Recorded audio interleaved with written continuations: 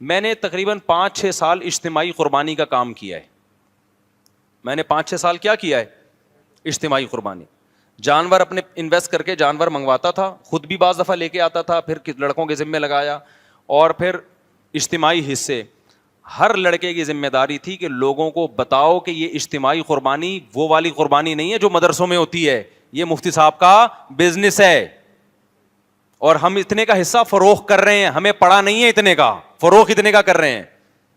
نہیں آئی میرا خیال ہے بات سمجھ میں؟ کیونکہ جب مولانا لوگ اجتماعی قربانی کا بزنس کرتے ہیں تو بعض دفعہ یہ دھوکا ہوتا ہے, لوگ اس کو فی سبیل اللہ اجتماعی قربانی سمجھ رہے ہوتے ہیں کہ لوگوں کو یہ سہولت دے رہے ہیں, ہوتی وہ ان کی ارننگ کا ذریعہ ہے. میں نے کہا یہ دھوکا ہے لوگوں کے ساتھ. تو ہم کئی سال, اور یہ میں اس وقت کی بات کر رہا ہوں جب مجھے پیسوں کی انتہائی شدید ضرورت تھی, اس وقت بھی ہم نے لوگوں کے ساتھ دھوکا نہیں دیا. یہاں تک ہوا ہے کہ جانور آئے نا, اب چونکہ اجتماعی قربانی میں اور بزنس میں مسائل کا فرق پڑ جاتا ہے.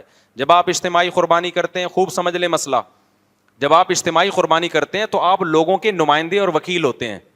اس میں جانور دکھانا بھی ضروری نہیں ہے, اور جانور لائے بس ذبح کر کے گوشت پہنچا دیں آپ, کیونکہ آپ لوگوں کے نمائندے ہیں, لوگوں نے آپ کو اعتماد کر کے دے دیا, جو پروفٹ ہوگا وہ آپ لوگوں کو واپس کر دیں. لیکن جب آپ یہ بزنس کرتے ہیں تو پھر ہوتا یہ ہے کہ جب آپ گائے لا رہے ہیں تو آپ حصوں کو بیچ رہے ہیں. پھر شریعت کہتی ہے جب تک گائے پہ آپ کا قبضہ نہ ہو جائے آپ حصہ بیچ نہیں سکتے. ایک بات. نمبر 2, دکھائے بغیر نہیں بیچ سکتے آپ. بات سمجھ میں آ رہی ہے؟ جب تک اگلا دیکھ نہیں لے گا اس وقت تک اس کے خریدنے کا اعتبار نہیں ہے, کیونکہ اس چیز کا آپ پروفٹ اٹھا نہیں سکتے جو ابھی آپ کے ملکیت میں نہیں ہے. سمجھ میں آ رہی بات؟ ایڈوانس میں پیسے تو آپ نے لوگوں سے لے لیے, لیکن وہ صرف بکنگ کے پیسے ہیں.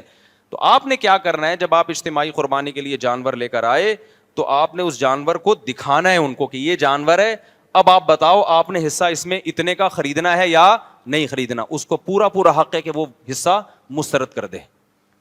تو میں 7-8 سال میں نے یہ کام کیا ہے, اس میں جو میرے ساتھ لوگ تھے نا ان کو پتا ہے کہ کتنے جانور اس طرح سے ہم نے ریجیکٹ کیے ہیں کہ جانور دیکھنے کے بعد اگلے کو پسند نہیں آیا, ہم نے کہا یہ میرا لاس ہے, یہ میں جانوں, یہ گائے جانے. اور کتنے میرے ماتحتوں سے پھڈے ہوئے ہیں, وہ کہہ رہے ہیں بھائی وہ اگلا فون کر کے کہہ رہے ہیں ہمیں جانور نہیں دیکھنا. میں کہہ رہا ہوں اس کا باپ بھی دیکھے گا ٹھیک ہے نا, ورنہ یہ سودا ڈن ہی نہیں ہوگا.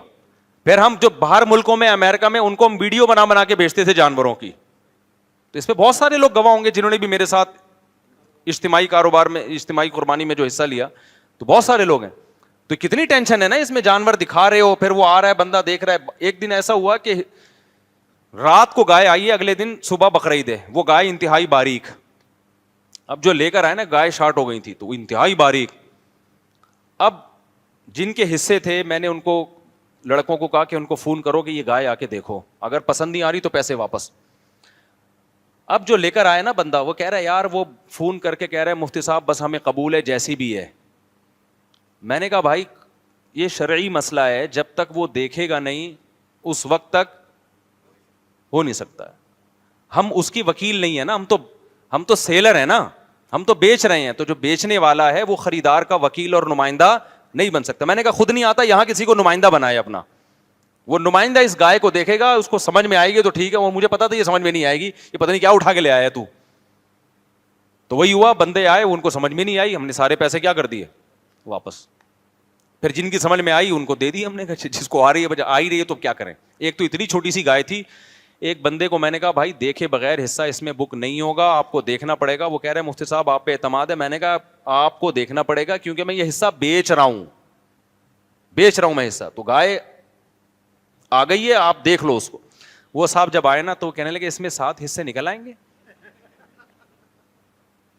میں نے کہا نکلیں گے تو چاہے 7 بوٹیاں نکلیں, آپ کو پورا آپشن ہے, پسند نہیں آ رہی تو یہ پیسے کیا کرو, واپس پکڑو, پورا آپ کے پاس, کیونکہ یہ بکنگ کے پیسے تھے, کوئی خریداری ہوئی نہیں تھی اس میں.